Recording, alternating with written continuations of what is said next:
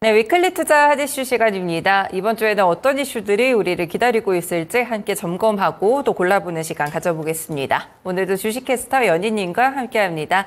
연희님 어서 오세요. 안녕하세요.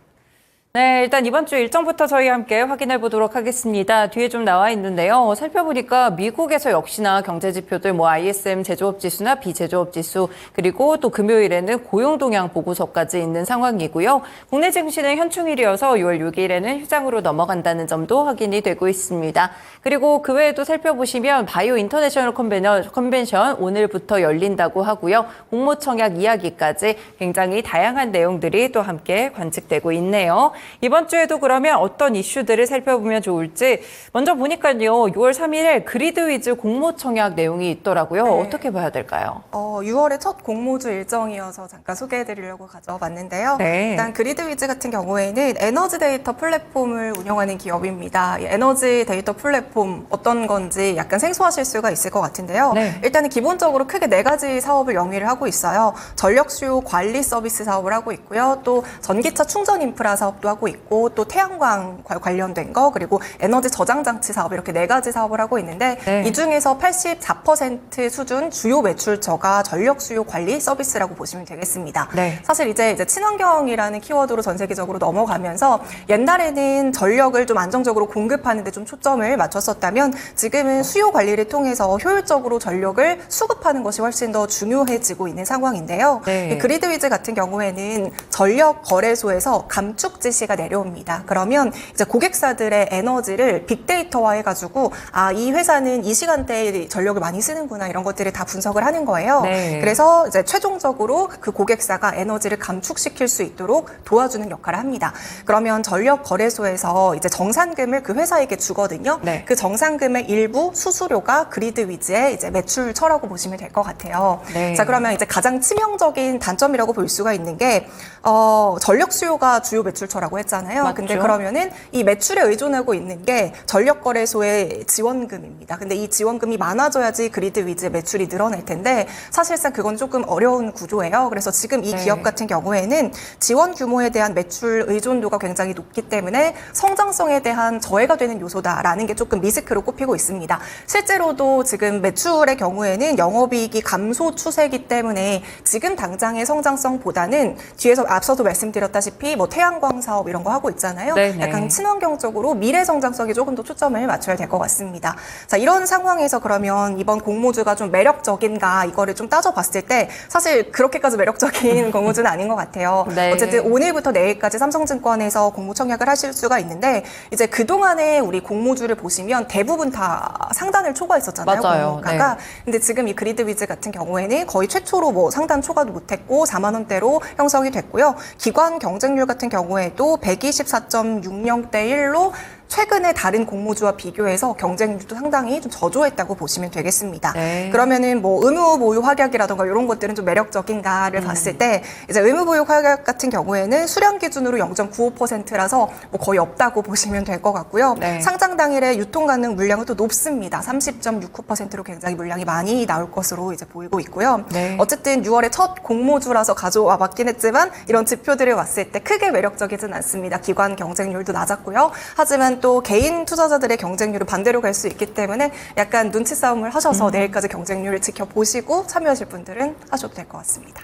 네, 그리드 위즈라는 기업에 대해서 먼저 함께 소개를 드렸는데요. 이 전력 수요를 관리해주는 기업입니다. 그런데 일단 전력거래소에서 정산금에 대한 지원 규모를 늘려야지 매출이 좀 잘 성장할 수 있다는 점에서 성장성에서 아직까지는 좀 검증되지 않은 부분들이 있는 것 같아요. 미래에 대한 경쟁력도 있고 일단 보시면은 이 전반적으로 기관 경쟁률도 그렇게 좋지는 않았지만 그래도 기대할 부분들이 아무래도 전력 수요와 관련된 기업이다 보니까 있지 않을까 이렇게 관련된 부분들 여러 가지 체크해 보시면서 함께 투자 전략 짜보시면 될 것 같습니다.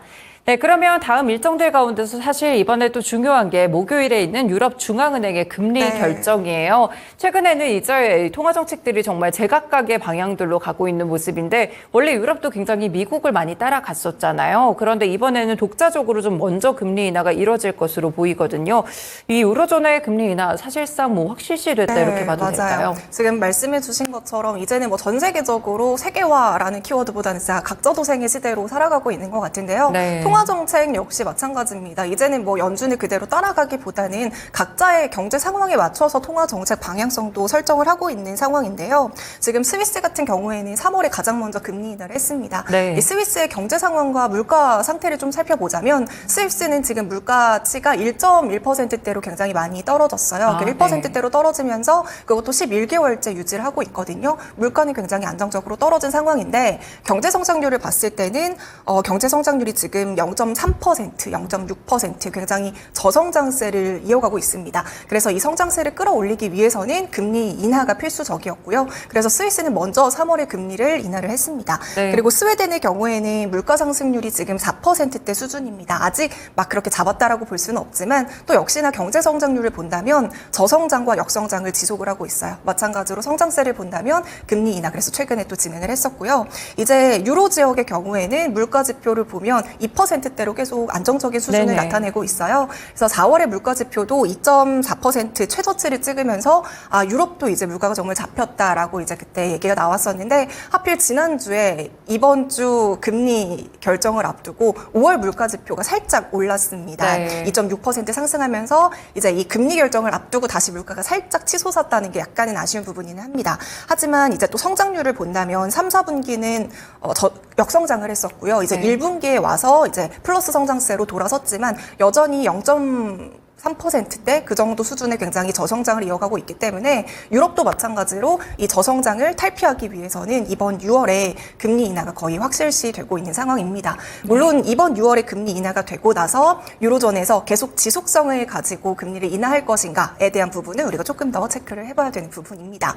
자, 그러면 이렇게 각자 도생의 시대로 가면서 연준과 좀 다른 스탠스를 보여주고 맞아요. 있잖아요. 네. 그러면 우리나라도 연준으로부터 이 금리 정책 방향성 독립적일 수는 없을까라고 생각을 하실 것 같아요. 근데 사실 우리나라의 경제 성장률과 물가 목표치를 보면은 아직은 조금 속도 조절이 필요하다라고 볼 수가 있을 것 같은데요. 네. 이제 우리나라의 경우에는 지난 시간에 뭐 BBQ 치킨 가격 얘기하면서 물가 아직 못 잡혔다라고 말씀을 드린 바와 같이 우리나라는 아직 물가도 안정적으로 잡지 못한 상황입니다. 근데 여기에 또 경제 성장률은 계속 확대가 되고 있어요. 그렇죠. 그렇기 때문에 쉽게 한국은행에서도 금리 인하 카드를 꺼내고 있지 못하는 가운데 이번에 유로존에서 먼저 금리를 인하를 하게 된다면 어쨌든 달러가 더 강세가 되는 부분이잖아요. 그럼 또다시 원달러 환율도 오를 수가 있습니다. 이렇게 달러 강세가 되면 또다시 수입 물가를 자극할 수 있고 이 수입 물가가 또다시 인플레이션을 자극할 수 있다는 이슈들 우리 조금 체크해 보셔야 될 것 같고요. 네. 최근에 한국은행이 우리나라의 경제 성장률 전망치를 기존의 2.1%에서 2.5%로 상향 조정했습니다. 경제 성장률은 또 높였어요. 하지만 지금의 우리나라의 물가와 환율 이런 상황을 봤을 때는 우리나라는 연준과 탈동조화 해가지고 금리 인하를 하기는 사실 조금은 쉽지 그렇죠. 네. 않겠다라고 볼 수가 있겠습니다. 네, 이렇게 각국의 통화 정책들 함께 점검해보면서 금리가 어떻게 될지 일단은 제일 먼저 있을 부분이 유럽 중앙은행의 금리 결정이니까요. 이 당시에 어떤 결정들이 내려지게 될지부터 확인을 해보시면 될 것 같습니다. 네, 그리고 7일에는 일본의 외환 보유액이 또 발표가 된다는 소식이 있는데요. 사실 강달러 기조가 좀 이어지면서 엔저 현상은 아직도 지속이 되는 것 같아요. 물론 한 차례 좀 환율이 크게 출렁했던 적이 있기는 한데 일본에서 뭐 외환시장에 개입을 했다 이런 이야기들도 있었거든요. 지금 아직까지는 엔저가 멈추지 않고 계속 가는 흐름인데 어떻게 봐야 될까요? 이제 워낙에 달러 강세가 심해지다 보니까 우리나라의 경우에는 이제는 그 원달러 환율의 심리적인 마지노선이 1,300원대까지 올라선 것 같고요. 네. 일본의 경우에도 워낙에 이제 엔저가 심하다 보니까 엔달러 환율이 150선, 그 150엔이 일본의 심리적인 마지노선입니다. 네. 근데 이제 일본에서도 이 엔저에 대해서 크게 개입을 하고 있지는 않는 모습인 것 같아요. 네. 왜냐하면 4월 26일에 일본 중앙은행 총재가 이렇게 얘기를 했습니다.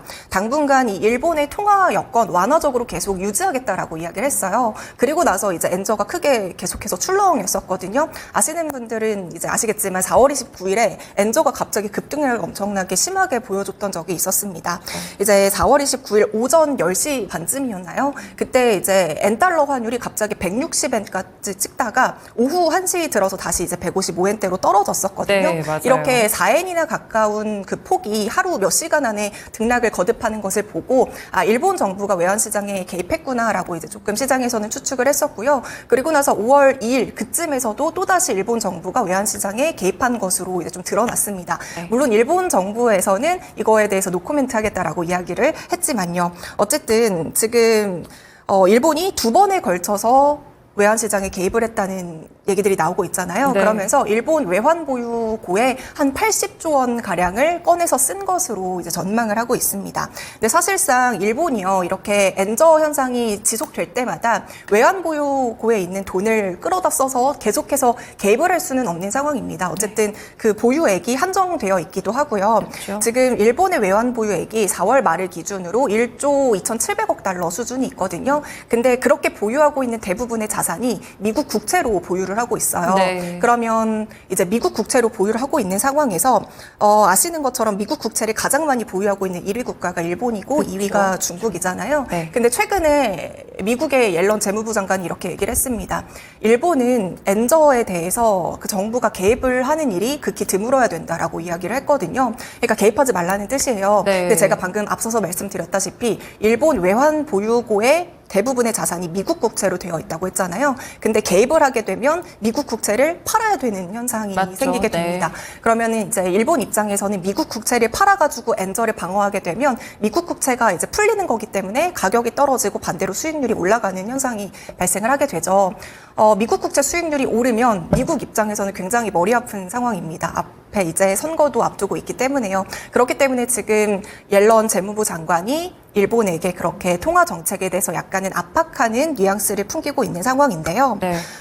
지금 미국 같은 경우에는 국채를 계속 발행을 해서 돈을 풀어야 되는 상황이잖아요. 근데 아시는 것처럼 일단은 일본이 지금 큰 손인데 지난주에 미국 국채 그 응찰률이 굉장히 많이 떨어졌습니다. 맞아요. 네. 2년물도 그렇고 5년물도 그렇고 7년물도 그렇고 기존의 응찰률보다 현저히 낮은 응찰률을 보였었거든요. 그러니까 미국 입장에서는 일본이 국채를 팔아서도 안 되고 이제 큰 손이 사라져도 안 되는 상황인 거예요. 그리고 이제 국채를 사주지 않으면 또 미국 입장에서는 결국에는 수익률이 더 올라갈 수밖에 없기 때문에요. 네. 그래서 이런 상황에서 일본은 약간 이러지도 못하고 저러지도 못하는 상황인 것 같은데요.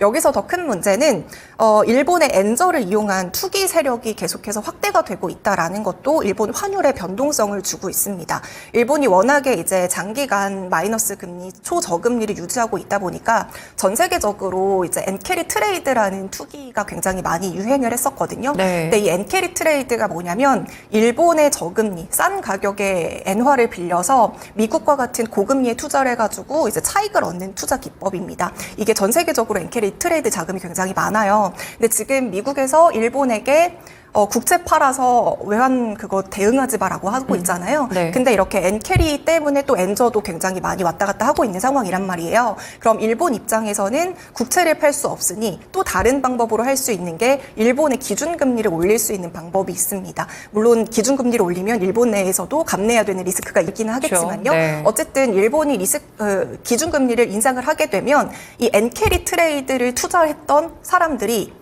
환차손을 입게 됩니다. 그렇게 되면은 이제 전 세계 곳곳에 숨어있던 그 엔캐리 트레이드 자금이 일본으로 이렇게 다시 흘러 들어오게 되는 상황인 거잖아요. 네. 그렇게 되면 또 어떤 리스크가 있느냐? 지금은 앞서도 말씀드렸다시피 미국 국채를 사줄 수요가 없는 상황에서 전 세계 곳곳에 있는 자금이 일본으로 흘러 들어가게 되면 또다시 미국 국채를 사줄 수 있는 수요를 더 잃어버리게 되는 셈입니다.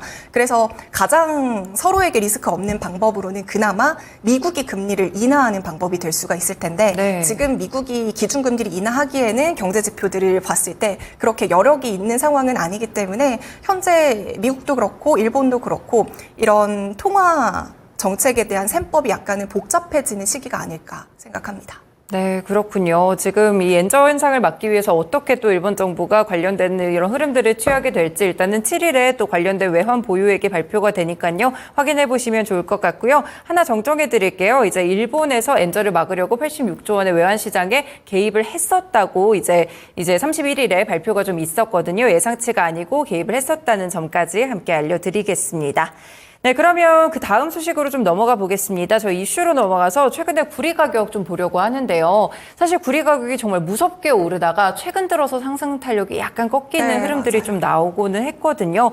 그렇지만 뭐 여전히 데이터 센터 수요들도 존재하고 하니까 낙관적인 전망들은 있는 것 같아요. 저희가 구리에 대해서 어떻게 좀 살펴봐야 될까요? 네, 이 구리에 대해서 굉장히 재밌는 블룸버그의 기사가 있어가지고 이거를 좀 가져와 봤거든요. 사실 이제 구리에 대해서 낙관적인 전망을 펼치는 장밋빛 기사들이 굉장히 많습니다. 하지만 이럴 때일수록 조금 주의가 필요하다라는 블룸버그의 기사였어요. 네. 그 내용에서는 이제 5가지의 이유를 들면서 좀 주의할 필요가 있다라고 이야기를 하고 있거든요. 일단 첫 번째로는 과장된 내러티브에 주의해야 된다라고 이야기를 하고 있습니다. 네. 지금 현 구리의 내러티브는 AI에 대한 수요 그리고 공급은 타이트하고 재련소의 뭐 감산 이런 이슈들로 그쵸, 지금 네. 구리 가격이 계속 오를 것이다라고 이야기를 하고 있는 상황이잖아요. 근데 우리가 이제 뭐 길게 볼 필요도 없이 작년까지만 하더라도 리튬이랑 코발트 가격도 지금과 약간 비슷한 내용이었습니다. 네. 그때도 리튬이 뭐 하얀 석유다라고 하면서 굉장히 희소성을 막 중시하면서 가격이 막 올랐지만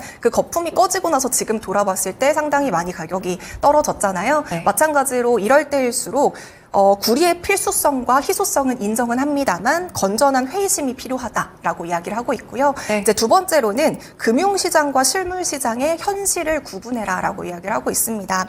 지금 이제 금융시장에서의 구리 가격은 사상 최고치를 계속 찍어가고 맞죠. 있잖아요. 네. 근데 지금 보이시는 그래프와 같이 진한 색선이 실물 프리미엄 가격이에요. 네. 그리고 약간 연한 선이 지금 그 거래소에 상장되어 있는 구리의 네네. 가격이거든요. 근데 지금 보시면 서로 약간 대비되고 있는 상반된 그렇네요. 흐름, 불일치가 일어난다라는 것을 확인을 할 수가 있습니다. 그래서 이제 실제로 중국 내 실물 바이어들은 구리 가격 향후 변동성이 심해질 것이다라고 보면서 약간 그걸 주시하고 있는 상황이어서 오히려 지금 구리 프리미엄가는 역사적으로 계속 낮은 수준을 찍어가고 있는 상황이거든요. 네. 그래서 금융시장의 그 과열을 액면 그대로 받아들이기보다는 상품의 기본 요인을 평가할 때는 실물 시장의 현상을 같이 확인할 필요가 있다라고 이야기를 하고 있습니다. 네. 그리고 이제 세 번째로는 요즘에 가장 많이 나오고 있는 얘기 중 하나가 구리를 대체할 수 있는 재료가 바로 알루미늄이라는 얘기가 많이 나오고 있잖아요. 맞아요. 네. 항상 어떤 재료의 가격이 상승하면 잠재적인 대체재가 존재하기 마련입니다. 지금은 가격에 상관없이 이 상품에 대한 수요가 계속 증가할 것이다라는 낙관적인 전망만 있지만 분명히 대체재가 나올 것이고요. 그 대체재로서 알루미늄이 많이 이제 거론이 되고 있기 때문에 이 대체재가 나온다면 분명 향후 장기적인 수요 관점에서 봤을 때는 구리의 그 수요 전망이 조금 떨어질 수 있겠다라고 이야기를 하고 있습니다. 네. 그리고 이제 또 재고 상품과 흐름 상품의 차이점을 고려할 필요가 있다라고 이야기를 하고 있거든요. 이 구리라는 재료를 석유라는 재료와 비교했을 때 이 둘의 차이점이 있습니다. 어떤 차이점이 있냐면 석유 같은 경우에는 우리가 한 번 쓰면 사라져요. 소멸되기 맞죠. 때문에 계속해서 네. 보충을 해줘야 되는 개념이지만 구리의 경우에는 뭐 처음에 뭐 인프라 건설이나 여러 전선에 필요할지라도 한 번 딱 이제 보유가 되면 그것을 거의 반영구적으로 사용을 할 수 있다라는 거거든요. 그래서 이제 석유의 경우에는 흐름 상품이고 구리의 경우에는 재고 상품이다. 이렇게 구분해서 이제 차이점을 생각을 해봐야 되는데요. 이 각 상품의 차이점은 장기적으로 공급이라던가 수요 균형에 중요한 영향을 미치기 때문에 이럴 때일수록 지나치게 낙관적인 예측에 휩쓸리기보다는 조금 신중하고 장기적인 관점을 유지할 필요가 있다라고 기사의 내용이 있어가지고 이게 좀 필요한 이 시점에 필요한 기사일 것 같아서 좀 소개해봤습니다. 네, 확실히 어떤 좀 뜨거운 테마가 불거졌을 때 시장에서 좀 부각이 되면 될수록 약간 식었을 때 저희가 냉철한 시각으로 정말 이게 그만큼의 상승 프리미엄을 받는 것이 맞았는지를 평가할 필요가 있는 것 같습니다. 그런 측면에서 또 좋은 기사를 소개해 주셨으니까요. 참고해 보시면 좋을 것 같네요. 네, 오늘 말씀은 여기까지 듣겠습니다. 말씀 고맙습니다. 네, 이렇게 한 주간의 이슈 점검해 봤습니다. 위클리 투자 핫이슈 시간이었고요. 주식캐스터 연희님과 함께했습니다.